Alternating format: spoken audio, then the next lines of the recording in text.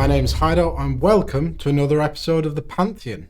Today we're having a look at one of the new Elder Dragons from Strixhaven, and it's in my favourite colour combination.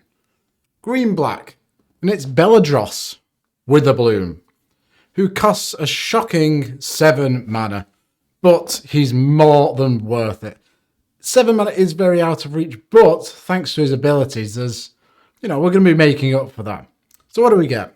He's an Elder Dragon with flying, and at the beginning of each upkeep, create a 1/1 black and green pest creature token with, when this creature dies, you gain 1 life. And then the really exciting bit, pay 10 life, untap all lands you control. Activate only once each turn. So we can pay 7 mana for him, and then straight away we get that 7 mana back, at the cost of a bit of life. Finally, he's a 4/4, which isn't the best stat line, but the reason we want to play him is, well, for his activated ability and everything else that's going on with him. So that is the big Elder Dragon, and the deck's going to be quite fun. There's a couple of really cool cards here. Starting off at number 5, we're untapping our lands. Why don't we make our lands tap for double? With Mana Reflection. 6 mana enchantment. If you tap a permanent for mana, it produces twice as much of that mana instead. Absolutely phenomenal.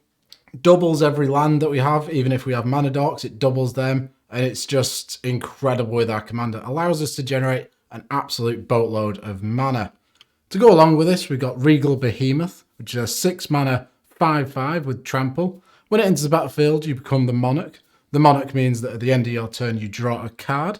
And it also has, whenever you tap a land for mana while you're the Monarch, add 1 mana of any colour to your mana pool. So again, doubles this. If we have the big Mana Reflection and a Regal Behemoth or Nyx Bloom Ancient, we're just going to be generating tons and tons of mana. Nyx Bloom Ancient is a 7 mana 5/5 with trample. If you tap a permanent for mana, it produces 3 times as much of that mana instead. Absolutely phenomenal. Really accelerates you ahead in the game. I prefer the Regal Behemoth and the Mana Reflection simply because they're 6 mana and we can get them out before we cast our commander.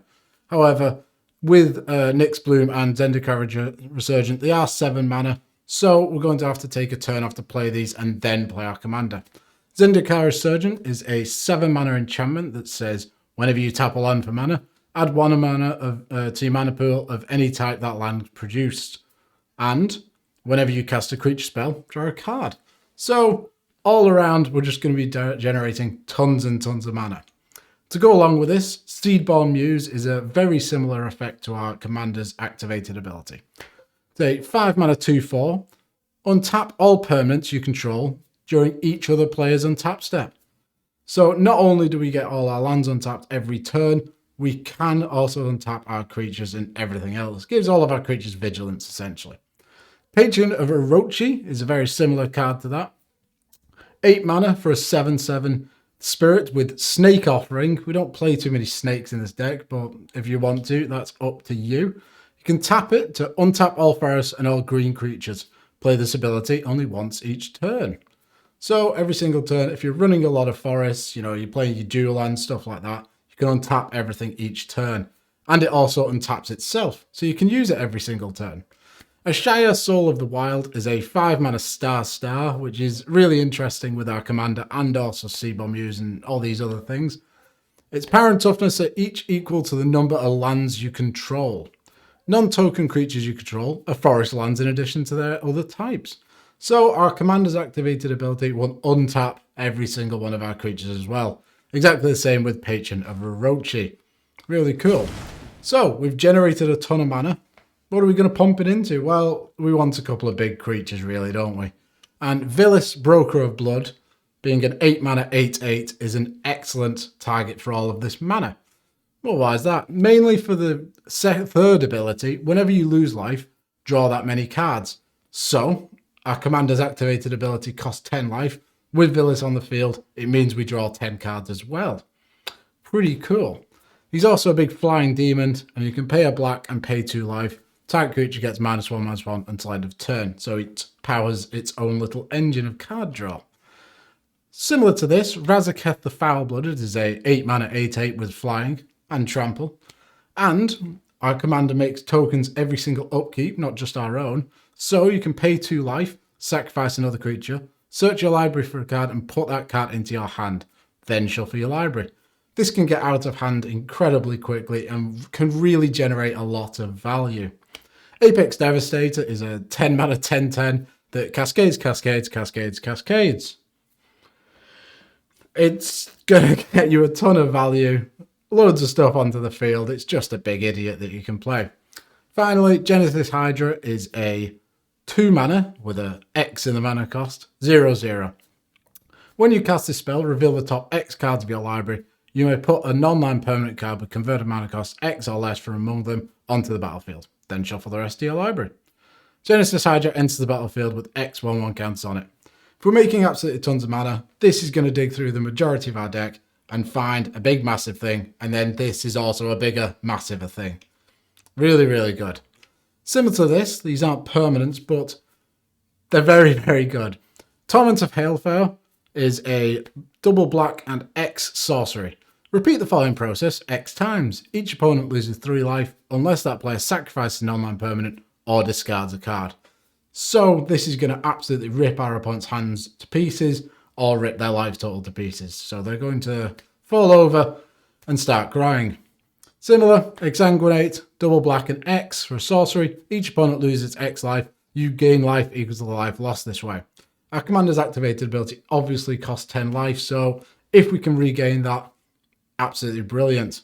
Rings of Brighthearth, 3 mana artifact. Whenever you activate an ability, if it isn't a mana ability, you may pay 2. If you do, copy that ability. You may choose new targets for that copy. So the main thing we're going to be doing this is copying our commander's activated ability.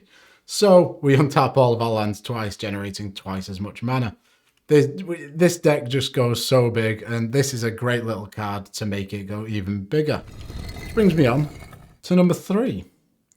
Winding Canyons. A land that taps for a colourless mana, doesn't enter the battlefield tapped, and you can pay 2 and tap it. Until end of turn, you may play creature cards whenever you could play instants. Why is this important? So our commander untaps all of our lands, and then it can do it every single turn. So in a turn cycle, yes, it generates a token, but we could potentially be paying 10 life to untap all of our lands. So this land allows us to cast everything at instant speed. Pretty cool. Similar to this, we've got a couple of other lands. Bonder's Enclave, land, add taps for a colourless. Pay 3, tap, draw a card. Activate this ability only if you control creatures with power 4 or greater. Our commander is a 4/4, and we're going to be playing a lot of very large things. So each turn, this could be drawing us a card. Blast Zone is a really cool card. It enters the battlefield with a charge counter on it. Tap to add a colourless. Double X and tap. Put X charge counter on Blast Zone. Pay 3, tap it, sacrifice Blast Zone, destroy each non-land permanent with converted mana cost equal to the number of charge counters on it. So we can keep pumping this up, and finally we can get to the correct mana cost and blow up our opponent's biggest threat. Vidal Canori, 4 mana artifact. You may cast non-land cards as though they had flash. Very important. The Winding Canyons is only for creatures, so having everything else be able to be cast with flash is very powerful. We are playing mainly creatures, I think, in this deck, but who knows? Journey to Eternity is a really, really awesome little aura. So enchant creature you control. When enchanted creature dies, return it to the battlefield under your control. Then return Journey to Eternity to the battlefield transformed under your control. And so we can, say we have a Sakura Tribe Elder or something else that can sacrifice itself. Put this onto it, we get the Sakura Tribe Elder back, so we get another land drop, and we also get the land Azcatel Cave of Eternity, which taps to add 1 mana of any colour, and you can pay 5 mana total, return target creature card from your graveyard to the battlefield. Really, really awesome. Can reanimate all of our big threats, and we can do it each turn by untapping our commander. Wilderness Reclamation works very similar to our commander. 4 mana, at the beginning of your end step, untap all lands you control. So if we're playing at flash speed, this allows us to untap all of our lands, even if we don't have our commander on the field. Which takes us to number 2. Attrition. a 3-mana enchantment that reads, pay a black, sacrifice a creature, destroy target non-black creature. Really quite simple, and the reason we've got this is our commander each and every turn is going to be generating tokens. So each and every turn, we can pay a black, sacrifice it, destroy one of our opponent's creatures. Very powerful. Ayara, First of Locthwain, is a 3-mana 2/3 that reads, whenever it or another black creature enters the battlefield under your control, each opponent loses 1 life and you gain 1 life. So our pest tokens are black, so they'll trigger Ayara. And she is also a sack outlet, so you can sacrifice another black creature, draw a card. So the pest tokens, they gain you 1 life. That'll mean that we're gaining another life. When we're going to be paying 10 life quite a lot in this deck, so any way to build up our sort of life total is very much required. Fiend Artisan is a 2-mana 1/1. Gets +1/+1 for each creature card in your graveyard. You can pay X and either a black or a green. Sacrifice another creature, so one of the pest tokens works very well for this. Search your library for a creature card with converted mana cost X or less. Put it onto the battlefield and shuffle your library. Activate it only as a sorcery. Sadly, we can't do this each turn on our opponent's turns, as you know, we're untapping everything. But this can get one of our big threats onto the field, one of our mana doublers, Regal Behemoth maybe, or, you know, whatever else you want. It's really, really good. Evolutionary Leap, 2 mana for an enchantment. Pay a green, sacrifice a creature. One of our pest tokens is going away. Reveal cards from the top of your library until you reveal a creature card. Put that card onto your hand and the rest on the bottom of your library in a random order. Excellent bit of filtering. Similar to this, we have Garruk Relentless, which is a planeswalker I've always really enjoyed. 4 mana for a 3 loyalty planeswalker. When it has 2 or fewer loyalty counters on him, transform him to the backside, the Garruk the Veil Cursed. His abilities are, the original Garruk's abilities are 0, deal 3 damage to target creature. That creature deals damage equal to its power to him. One of our pest tokens is a perfect candidate for this. Or you can pay 0, put a 2/2 green wolf creature onto the battlefield. Then, Garruk Veiled Curse, his abilities, +1, put a 1/1 wolf creature token with Death Touch onto the battlefield. Cool little blocker, very good. Or, -1, sacrifice a creature. If you do, search your library for a creature card, reveal it, put it into your hand, and then shuffle your library. Any of our silver bullets, we can just go and get it simply by sacrificing a pest token. Then, -3, creature you control gain trample and get +X until end of turn, where X is the number of creature cards in your graveyard. So, if we filled up our graveyard with, just through generally playing the game, we've got an overrun, we're going to win the game with it. Finally, Dictate of Erebos is a 5-mana enchantment with flash, so we can cast it when we've untapped everything with our commander. Whenever a creature you control dies, each opponent sacrifices a creature. Perfect for all these little sacrifice synergies we've got going on. Brings us on to number 1. Now, we're paying a lot of life.